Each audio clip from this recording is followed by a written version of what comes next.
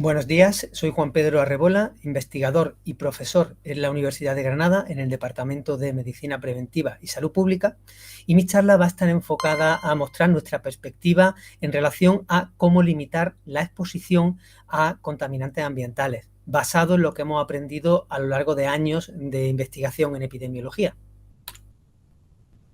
A día de hoy está clarísimo que todos estamos expuestos a factores ambientales que pueden ser relevantes para la salud. Estamos hablando de compuestos químicos ambientales, de agentes físicos como la radiación o el ruido, o incluso el estrés psicosocial. Y todos estos pueden ser, como he dicho, relevantes para la salud y confluyen en la misma persona. En relación a los contaminantes químicos, vamos a tomar un ejemplo clásico, el famoso plaguicida organoclorado DDT. Para los que no lo conozcan, se usó masivamente entre los años 40 y los años 70. Fue un gran insecticida.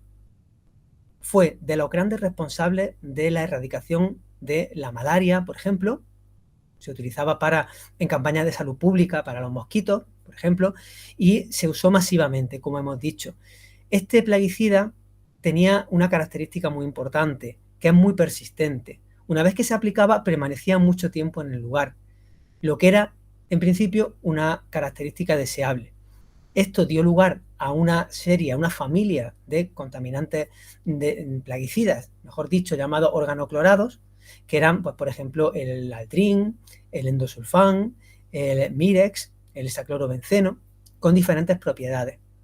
Lo que pasó fue que, precisamente por su potencial de acumularse en los organismos, en el medio ambiente, y sus posibles efectos en la salud, a partir de los años 70 se prohibió progresivamente el DDT y casi todos los plaguicidas organoclorados en la mayoría de países del mundo. Entonces, el panorama es el siguiente. Este es el pasado del DDT.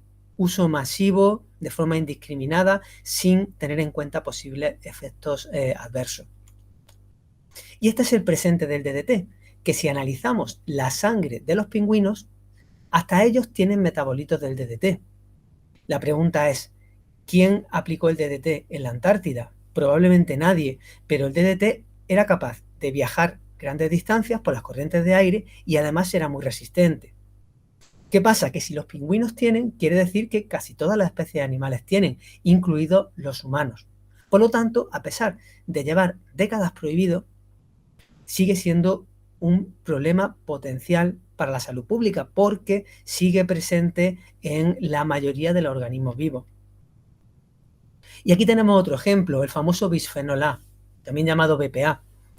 Esto es un compuesto químico considerado como más emergente. Pero se conoce desde hace bastante tiempo. De hecho, sus propiedades estrogénicas se conocen desde los años 30 del siglo pasado.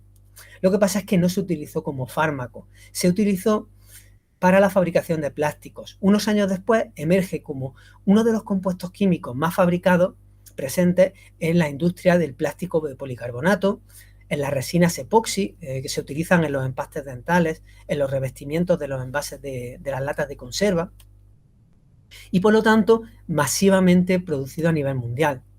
Aquí había una salvedad, y es que el bisfenol A era o es un compuesto no persistente que se degrada rápidamente en el organismo. Sin embargo, más del 90% de las poblaciones, de las personas en la población, presentan niveles de bisfenol A o BPA o sus metabolitos en su muestra biológica, en sangre o en orina. Eso es debido a que la exposición es constante y no da tiempo a eliminarlo. Debido a eso precisamente y a sus posibles efectos sobre la salud, la Autoridad Europea de Seguridad Alimentaria lo ha evaluado, ha hecho diversas evaluaciones del riesgo a lo largo de la historia, la más reciente el año pasado, en 2023, y en la cual se admitía que la exposición a bisfenol A podría ser un problema de salud pública o era un problema de salud pública para gran parte de la población europea. Y por lo tanto, se toman medidas para disminuir los niveles de exposición en Europa. O sea, que se admite que el bisfenol A es un problema.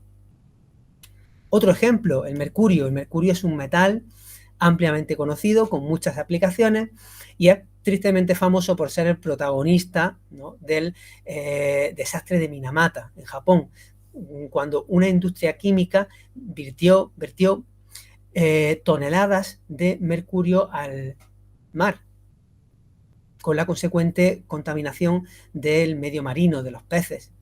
La población que ingirió esos peces desarrolló problemas neuromusculares, neuromotores, ataxia, etcétera, en muchos casos muy graves. Particularmente fue un problema que afectó mucho a la población infantil, a los niños. Además puso de manifiesto la relevancia de que hay momentos de la vida en los que uno es más sensible a las exposiciones. Pero es que no nos tenemos que ir al desastre de Minamata. El mercurio está presente en muchísimas especies de pescado que consumimos habitualmente. De hecho, estudios recientes han llegado a la conclusión de que el gasto en neurotoxicidad derivado del mercurio en la población general europea es de miles de millones de euros. Debido a esto, recientemente, en los últimos años, la Agencia Española de Consumo y Seguridad Alimentaria ha lanzado comunicados aconsejando evitar el consumo de especies ricas en mercurio de pescado en diversos grupos de población, por ejemplo, mujeres embarazadas y niños de corta edad. En este panorama tenemos una exposición múltiple a contaminantes que pueden ser persistentes o no persistentes, pero que son frecuentemente encontrados en las personas. Y esta exposición es diaria, frecuente y durante toda la vida. Y en esto se basa nuestra principal preocupación. Estas exposiciones no se prevé que vayan a afectar a la persona a corto plazo, pero toda una vida expuesto a diversas sustancias que pueden ser peligrosas podría tener repercusiones sobre la salud. De hecho, son muchas las fuentes de exposición y muchos los contaminantes. La buena noticia, ¿cuál es? Que en muchos de ellos tenemos identificadas las fuentes de exposición, por lo tanto se podría actuar. Estamos hablando de productos de uso agrícola, de productos de uso industrial, por ejemplo, de contaminación derivada por muchos procesos de fabricación de alimentos. Y lo importante, que tenemos identificadas esas fuentes. De hecho, pues bueno, estudios recientes como el estudio Bioambient, realizado por el Instituto de Salud Carlos III en una población representativa de la población adulta española, llegó a la conclusión de que la inmensa mayoría de las personas en España presentan niveles, por ejemplo, de contaminantes orgánicos persistentes prohibidos desde hace décadas, o de plastificantes o de metales, ¿no? Las repercusiones merece la pena investigarlas, dado que ya hay estudios que dicen que la exposición a mezclas los efectos podían ir más allá de lo que son las dosis individuales. Este es un estudio que llevamos haciendo desde hace 20 años en mi grupo de la Universidad de Granada. Se llama Estudio Gramo. Una muestra de población la reclutamos hace 20 años. Hemos medido sus niveles de exposición a muchas sustancias químicas distintas y las hemos seguido durante estos 20 años, contabilizando todos los problemas de salud que han tenido.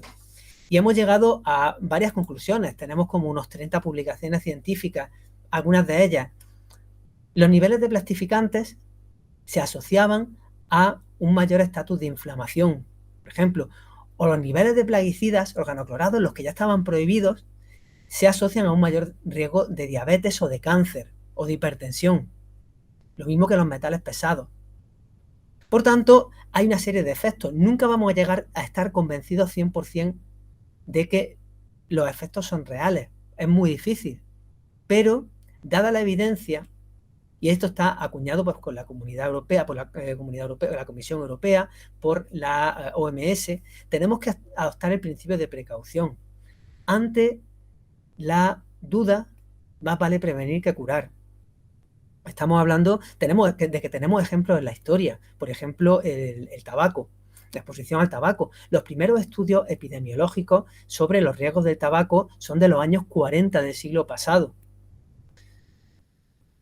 La norma definitiva para regular el consumo de tabaco en los espacios públicos en España es de principios de 2000.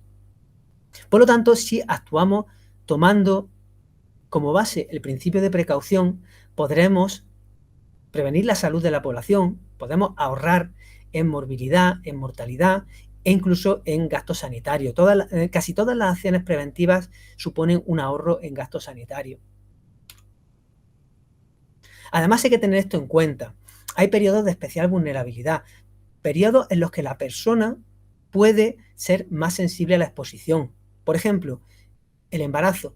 Todos admitimos que las mujeres embarazadas, sus hijos o sus hijas, son particularmente vulnerables al humo del tabaco o al alcohol.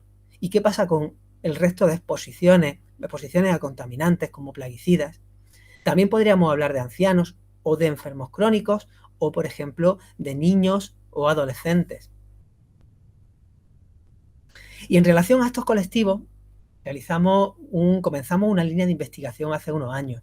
El punto de partida podrían ser estos datos, ¿no? Que hablan de que en Estados Unidos, ¿no? Ni siquiera la mitad de los obstetras habla sobre el mercurio con sus pacientes, con las mujeres embarazadas, y mucho menos de plaguicidas o de compuestos industriales.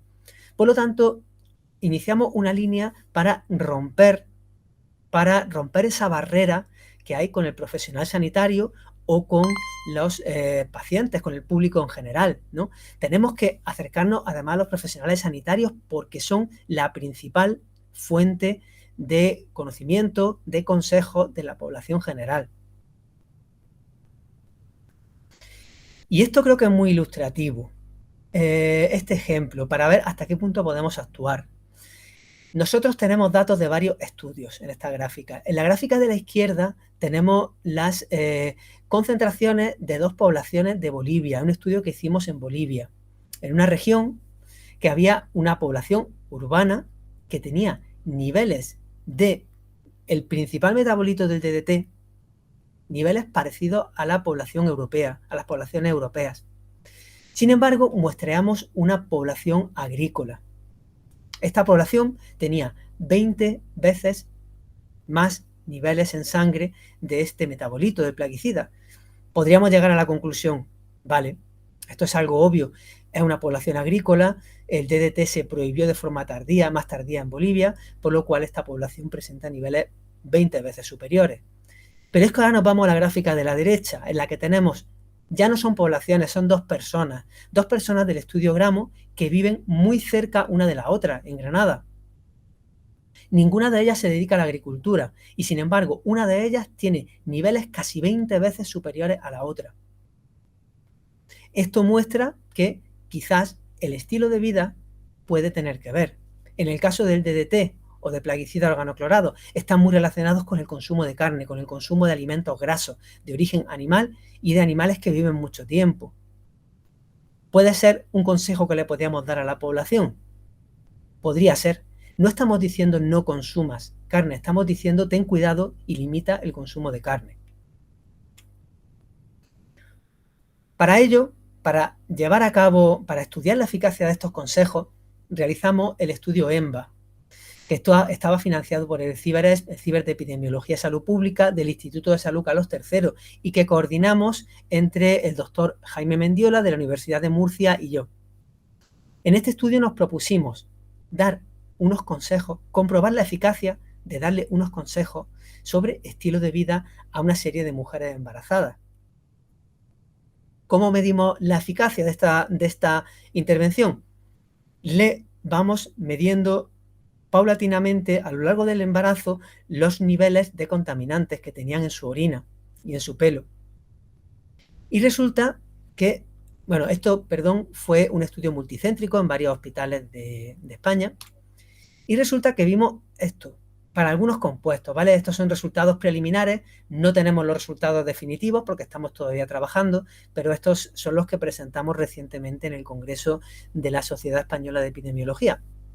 Y observamos que los niveles de estos contaminantes, de algunos contaminantes, en este caso plaguicidas, disminuían de forma casi lineal a lo largo del embarazo. Es decir, las mujeres tenían unos niveles de contaminantes en el momento en el que acudían a participar en el estudio, que era la semana 12, y estos niveles cuando recibieron el consejo, cuando recibieron los consejos que les dimos de estilo de vida, fueron disminuyendo hasta el momento del parto.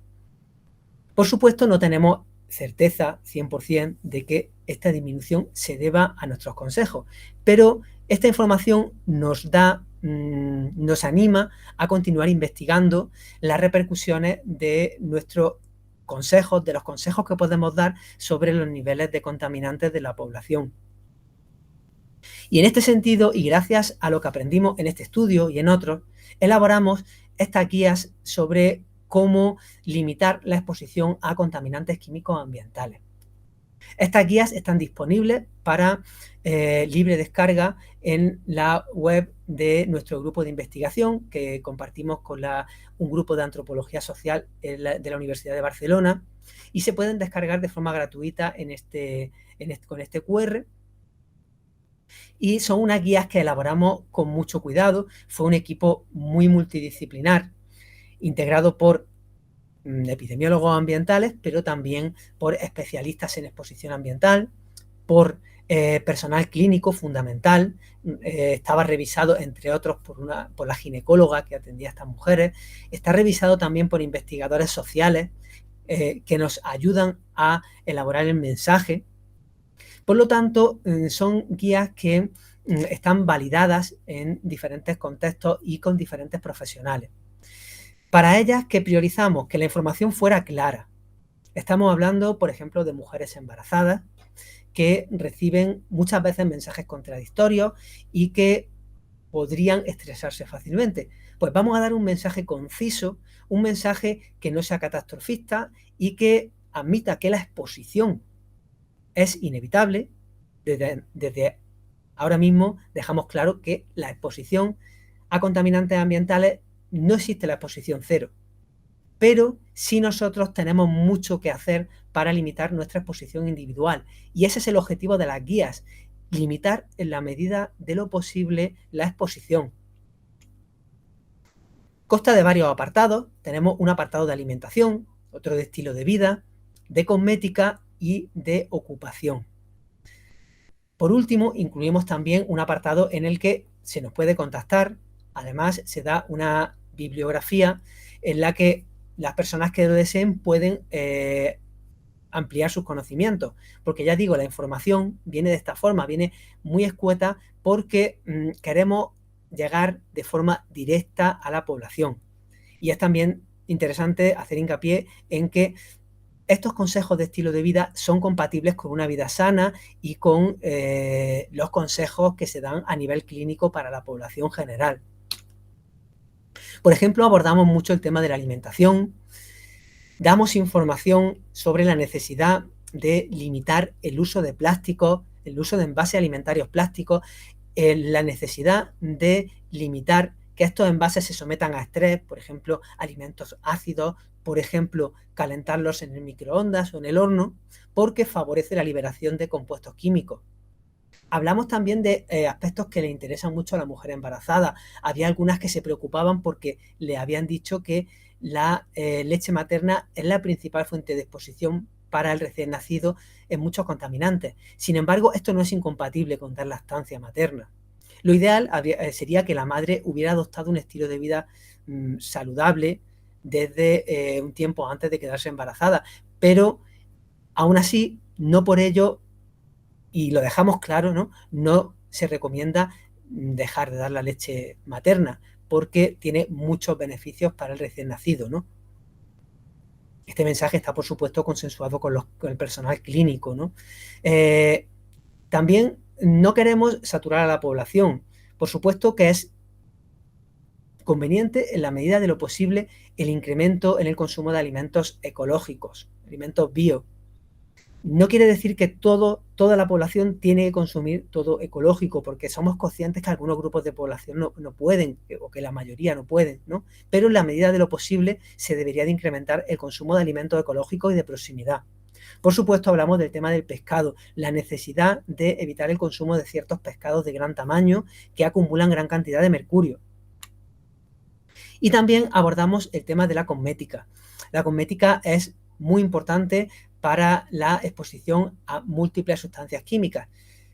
es muy difícil reconocer todos los productos peligrosos que puede tener un cosmético, y al hablar de productos peligrosos hago hincapié en que no son productos que nos vayan a matar mañana, pero sí que pueden contribuir a lo que hemos hablado antes del efecto cóctel e incrementar el riesgo de enfermedad a largo plazo.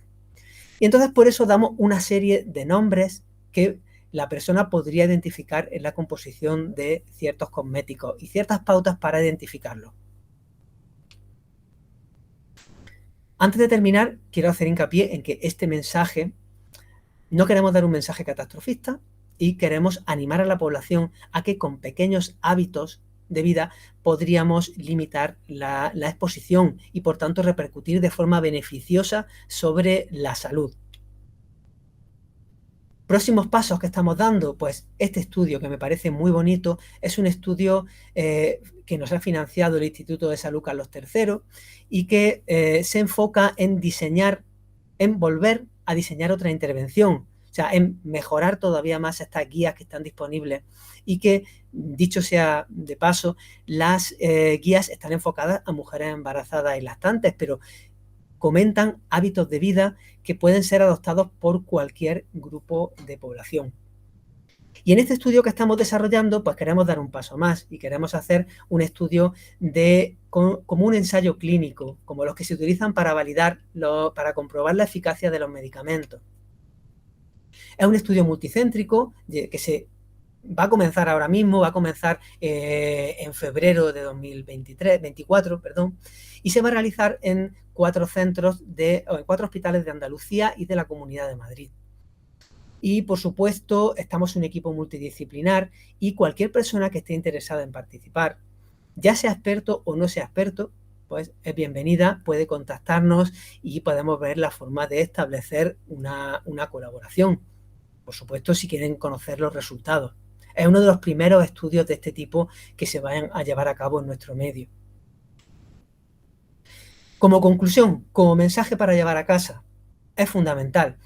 Sabemos que la exposición es ubicua, sabemos que todos estamos expuestos en cierta manera, pero hay personas muy expuestas y personas poco expuestas, por lo cual está en nuestra mano llevar a cabo pequeños cambios de estilo de vida para limitar nuestra exposición individual y la de nuestra familia.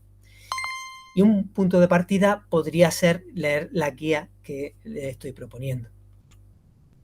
Sin más, me gustaría darle las gracias por su atención. Aquí tienen mi correo para cualquier contacto y muchísimas gracias.